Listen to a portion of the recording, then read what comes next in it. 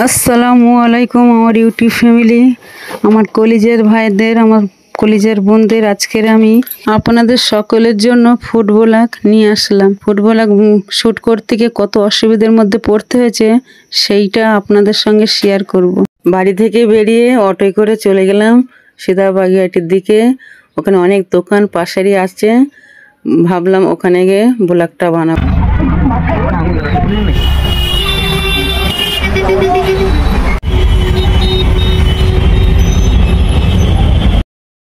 বাগিয়াটি এসে গেলাম। বাগিয়াটির ওই পারে অনেক দোকান পাশারি আছে, তা ভাবলাম ওই পারে যাই। বাগিয়াটির ওই পারে যাচ্ছি।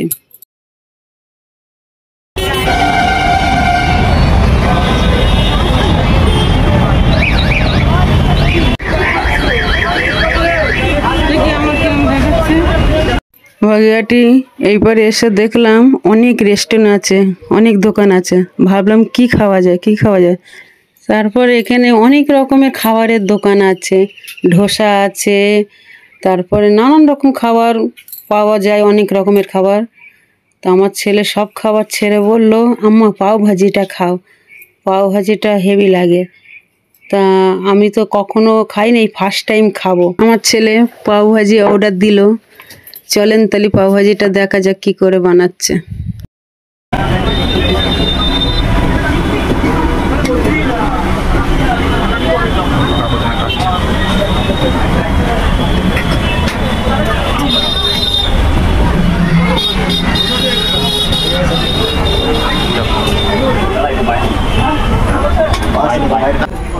বাইরে বাইরে তো দেখা যাচ্ছে না।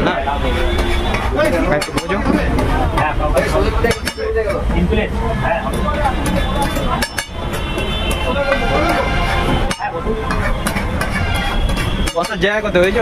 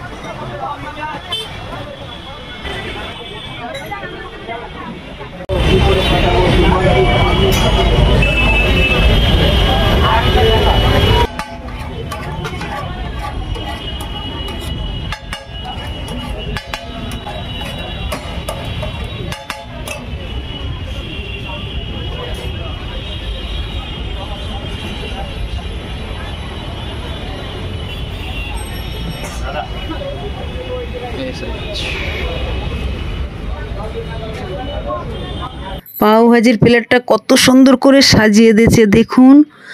দু বাটি তরকার আছে, দুই দিকে তরকার আছে, একদিকে শসা কাটা আছে, পেঁয়াজ কাটা আছে, আবার একটা লেবুও দিয়ে দিয়েছে, তিনটে রুটি আছে।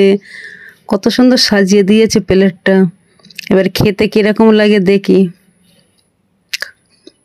খাওয়া যাক। সত্যি খুব সুন্দর তো। পাও ভাজি আমার এই ফার্স্ট টাইম খেলাম। আমার ছেলে নিয়ে আসলো, আর ক্যামেরাম্যান হচ্ছে আমার ছেলে, সেই জন্য আমার ছেলেকে দেখাতে পাচ্ছি না। খুব সুন্দর লেগেছে পাও ভাজিটা।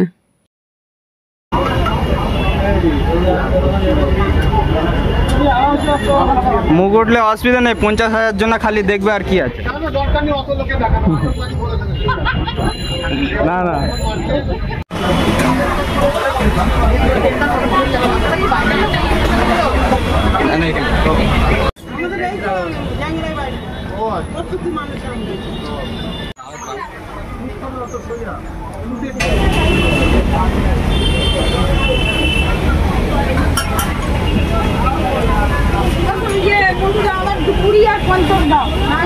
পাওভাজিটা তো খুব মজা লেগেছে আমার। এই ফার্স্ট টাইম পাওভাজি খেয়ে আমার মন ভরে গেল। তারপর আমার ছেলে বলল, আম্মা আর কিছু খাবে? আমি বলি না না, আর কিছু খাবো না। বললাম, আম্মা একটা লস্যি খেয়ে দেখো না। আমি বলি আর কিছু খাবো না। তো আমার ছেলে শুনলো না, জোর করে একটা লস্যি দিল।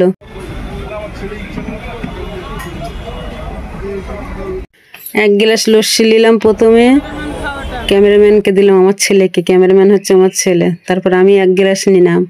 তা লস্যিটা খেয়ে দেখলাম, লস্যিটাও অসাধারণ।